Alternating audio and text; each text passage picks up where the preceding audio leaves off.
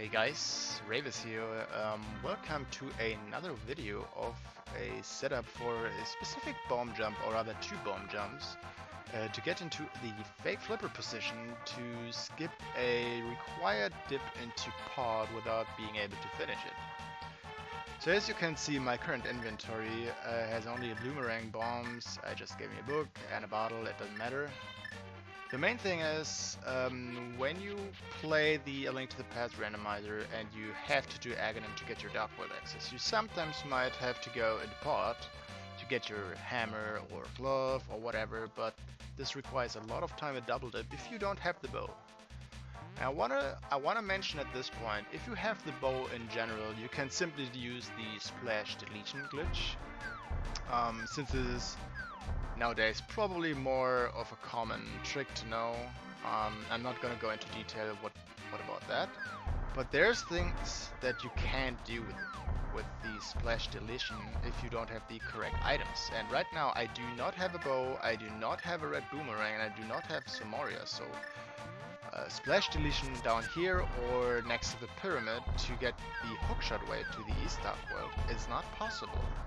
Well, that's what you might think, but actually it isn't. So what we want to do now is a double bomb jump fake flipper.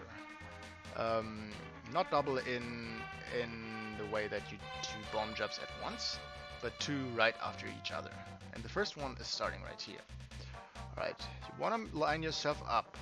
Just going down right here. Just go down left. And it's not too precise, you just have to all around line up where you would walk down here. And what you want to do, as soon as you line up, you want to pull your bomb and pick it up immediately. And while you're doing that, you're holding down. So Link immediately starts walking down. This is going to look like this. So now, while walking down, the bomb will start to explode. And when you jump from the ledge, you immediately hold down left. So you're going from straight down to down left. That's all. This is in one go.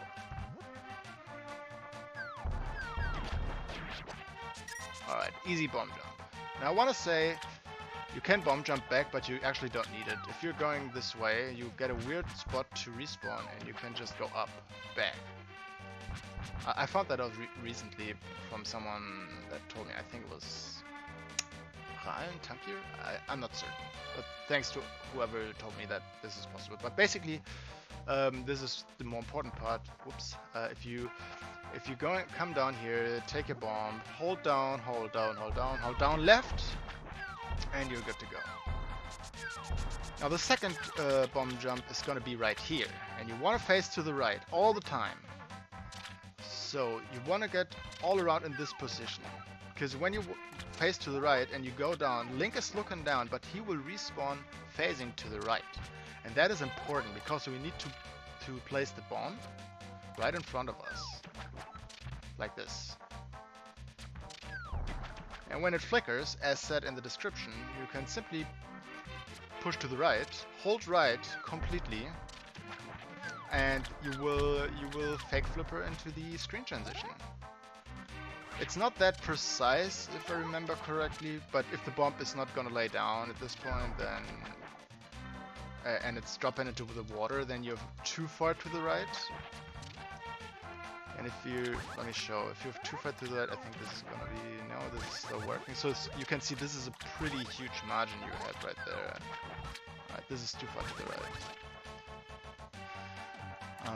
If you go too far to the left, I actually don't know if there's any problem. Oops. No, put that away.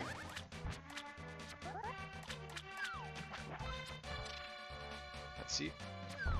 I was a little late. I guess that can be done. It looks like it's working. So this is basically it. From there on, you can go your way to the Dark East Death Mountain side. Dark West Death Mountain side by just going into that whirlpool, and yeah, you're up here, and you can use your hookshot to get across. obviously, this is a technique that you will, whoops, not use that often. Why is that the case? So first of all, you have to do Aghanim to get Dark World access. Second, you need the hookshot for sure. There's no other way around. You need the hookshot to get across this part to enter the east side. Also, if you have the bow, you might simply do splash deletion. As said, I'm not gonna get into the big explanation about it, since it should be common knowledge how in general it works, but you can look it up in the Link to the Past randomizer community server, and also on the website of A Link to the Past for the strats and stuff. Yeah, and if you have a red boomerang and Samaria, you can also just do splash deletion. So this is basically when you have really no bow, no red meringue, no Samaria, no hammer, no gloves, no flippers. So this is very specific, but trust me, this situation comes time to time again, and it's just good to know how it works. Since it's not hard, it's not a major problem. Like, this is basic bomb jumping if you know how it works. Knowledge in this game is really important. Simple thing like this can save you minutes and a potential double dip into pod. Now at this point, I wanna just say, be aware if you are doing this. Remember, you will probably skip something logically required for pod unless you have other locations open to yourself. So always remember, you will probably skip at least a glove or a hammer or the flippers, one of these three things, or something that leads to one of these things. So it could be even a major progression chain to get a lot of items to then get your actual access to the West Dark World. But if you're clever and you maybe find the hammer or the bow, you might go then a little bit delayed to pod to just not require the double dip into it just for progression or whatever.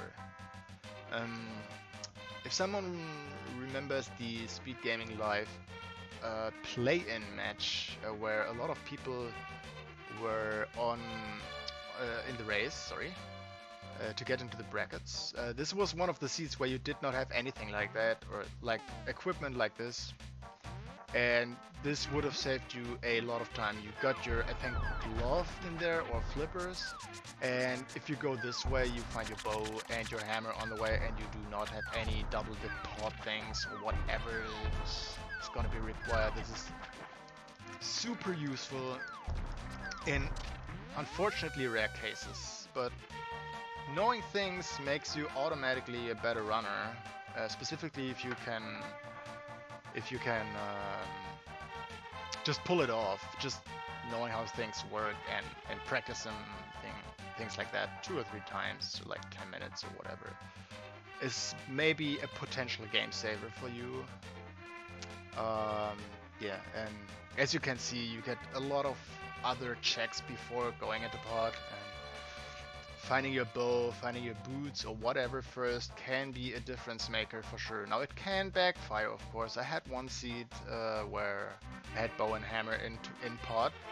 But again, when you do Aga, you can enter pod anytime. And if you feel like you have to go into pod sooner than you expected, because you're not finding anything in Thieves Town or whatever, then you can go there every time, specifically if you have the mirror. You're just delaying pod.